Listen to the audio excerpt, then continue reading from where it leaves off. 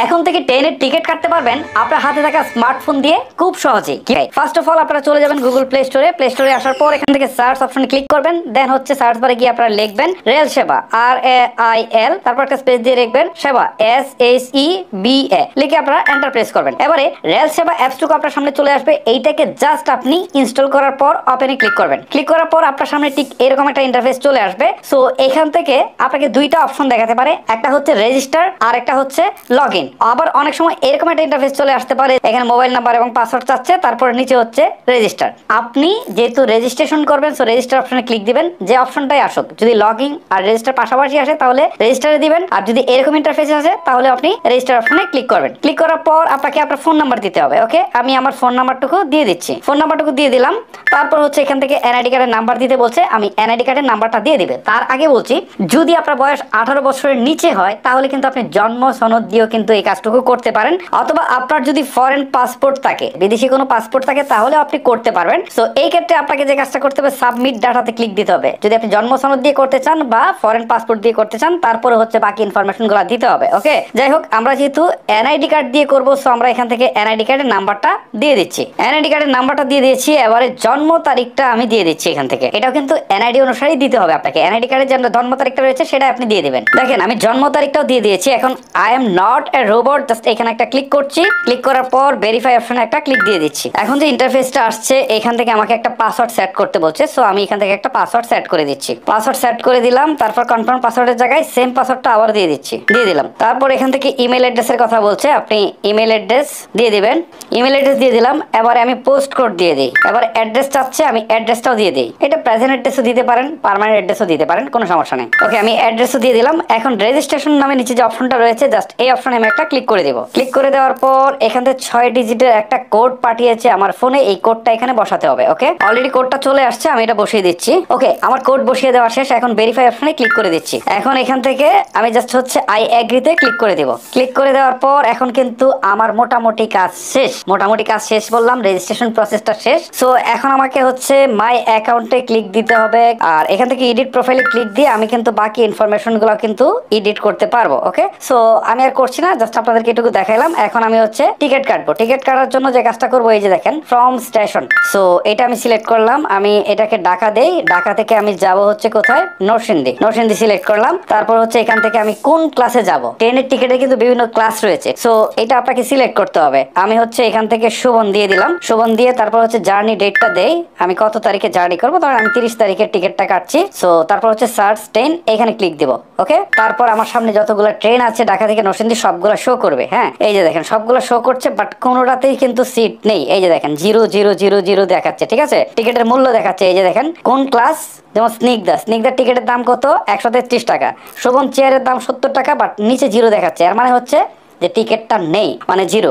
আবার নিচে আসার পর এখান থেকে দেখতে পাচ্ছি যে এখানে শোভনের এটা রয়েছে, এখানে 3টা টিকিট রয়েছে। আর উপরে একদম উপরে কিন্তু ট্রেনের নামটা দেখাবে, চিত্রা এক্সপ্রেস। যে কোন ট্রেনের আসলে কতটা টিকিট রয়েছে সেটা কিন্তু শো করবে, এবং কোন ক্লাস সেটা কিন্তু শো করবে। এই যে এটা কিন্তু শো করছে। ওকে, ঢাকা থেকে নরসিংদীগামী যে ট্রেনগুলো রয়েছে সেখানে ধরেন এটাতে রয়েছে। আবার উপরে যে ট্রেনটা ছিল কিশোরগঞ্জ এক্সপ্রেস, সেটাতে কিন্তু নেই একটা টিকিটও। তারপর হচ্ছে 11 সিন্ধুর প্রভাতী, এটাতেও কিন্তু একটা টিকিটও নেই। কিন্তু আমরা পেয়েছি চিত্রা এক্সপ্রেসে, এখানে 3টা টিকিট পেয়েছি, আমরা কাটতে পারবো। তারপর দেখেন এখান থেকে উপকূল এক্সপ্রেসে কোনো টিকিট নেই, কোন ক্লাসে কতটা রয়েছে এটা কিন্তু এখান থেকে দেখাচ্ছে। আবার এখানে দেখেন মহানগর এক্সপ্রেসে কিন্তু এখানে 3টা টিকিট রয়েছে শোভন চেয়ারে। ওকে, সো এখন আমরা টিকিট একটা কাটবো, কেটে আপনাদেরকে দেখাই শোভন চেয়ার। সো এই যে বুক নাও, জাস্ট এখানে ক্লিক করছি। ক্লিক করার পর এখন দেখেন কতগুলো আছে, যেগুলো হচ্ছে হলুদ হয়ে আছে, তার মানে হচ্ছে এইগুলা শেষ। আর যেটা সাদা আছে, জাস্ট এইটাতে আমরা সিলেক্ট করতে পারবো। ধরেন এই যে এইটা সাদা আছে, এই কোর্সটা আমরা সিলেক্ট করতে পারবো। সো এইটার উপরে আমরা জাস্ট ক্লিক করব। ক্লিক করার সাথে সাথে এটা কিন্তু দেখেন সিলেক্ট হলো। ওকে,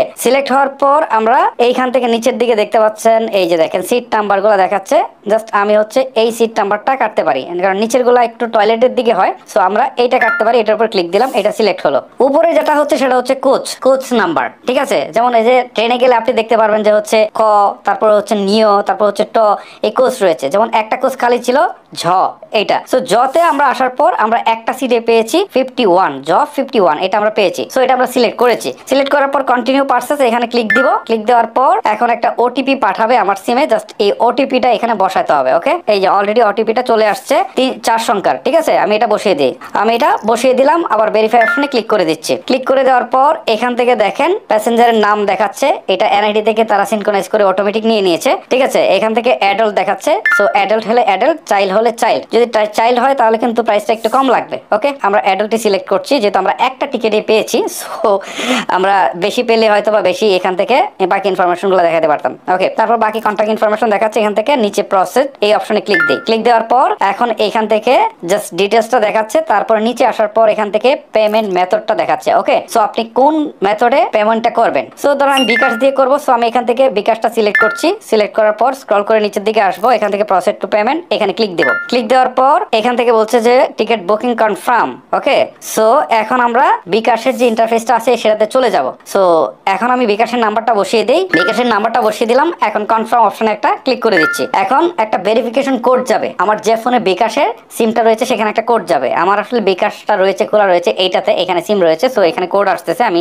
এই কোডটা বসাবো। কোডটা বসিয়ে দিয়েছি, এখন কনফার্ম অপশনে একটা ক্লিক করে দিচ্ছি। এখন পিন নাম্বার চাচ্ছে, আমি বিকাশের পিন নাম্বারটা দিয়ে দিচ্ছি। ওকে, আমি বিকাশের পিন নাম্বারটা দিয়ে দিয়েছি। এখন কনফার্ম অপশনে একটা ক্লিক করে দিচ্ছি। এখন বলছে কনগ্রাচুলেশন, তার মানে হচ্ছে আমার টিকিট কাটা শেষ।